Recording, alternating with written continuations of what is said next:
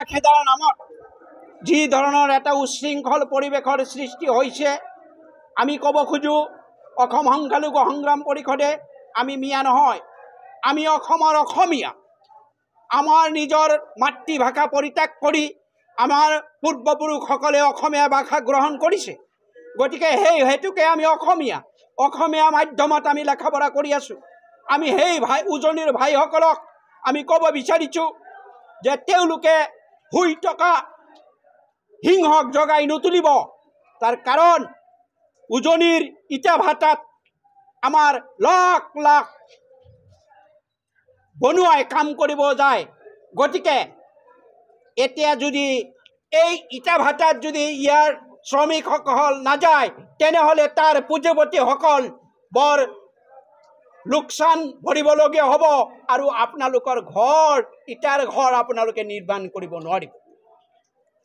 তৃতীয় কথাটো হ'ল যে আমি বৰপেটা জিলা সংখ্যালঘু সংগ্ৰাম পৰিষদে এটা প্ৰতিজ্ঞাবদ্ধ হৈছোঁ যে য'তে ত'তে হওক আমি আমাৰ যিবিলাক মানুহ এই ধৰণৰ ড্ৰাগছ আসক্ত হৈছে তেওঁলোকক আমি বুজাম, তেওঁলোকৰ অভিভাৱকসকলক আত্মীয় গোষ্ঠীসকলক আমি বুজাম যে এইটো ইছলাম ধৰ্মৰ আদৰ্শ নহয়।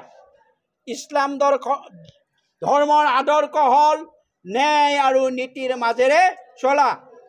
আমি চৰকাৰক অৱমাননা নকৰোঁ, সংবিধান অৱমাননা নকৰোঁ, সংবিধানৰ গণ্ডিত আমি থাকিব বিচাৰিছোঁ।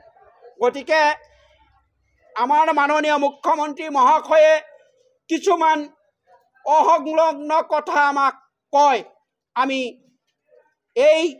আজিৰ এই অধিৱেশনৰ জৰিয়তে স্মৃতি সভাৰ জৰিয়তে আমি ক'ব খুজিছোঁ যে তেখেতে এনেকুৱা টুলুঙা মন্তব্যৰ পৰা অলপ দূৰত থাকিব লাগে। সংবিধানৰ মুৰব্বী হিচাপত তেখেতৰ কাৰ্য চলাই যাব লাগে। আমি অসম সংখ্যালঘু সংগ্ৰাম পৰিষদে তেখেতক নহয় গোটেই অসমকে আমি সহায় কৰিম। আমি যিহেতু কৰ্মী মানুহ, আমাৰ জনগোষ্ঠীৰ মানুহবিলাক যিহেতু কৃষিজীৱী মানুহ, আমি কৃষি উৎপাদন কৰিব বিচাৰিছোঁ। বিভিন্ন উৎপাদন কৰি সেই উৎপাদিত সামগ্ৰী আমি চহৰলৈ বিক্ৰী কৰাৰ কাৰণে আমি পঠাওঁ। আমাৰ চহৰৰ মানুহ আমাৰ যেনেকুৱা আপোন, আমিও চহৰৰ মানুহৰ তেনেকুৱাই আপোন। এটা মুদ্ৰাৰ ইপিঠি সিপিঠি আমি হিন্দু মুছলমান বৌদ্ধ খ্ৰীষ্টান শিখ ইছাই যিমান আমি আছোঁ আমি সকলোৱে হাতত হাত মিলাই কান্ধত কান্ধ মিলাই বুকুত বুক মিলাই আমি চলিব বিচাৰিছোঁ। গতিকে আমাক নানা ধৰণৰ কটু বাক্যবানত আমাক ক্ষতিগ্ৰস্ত নকৰিব।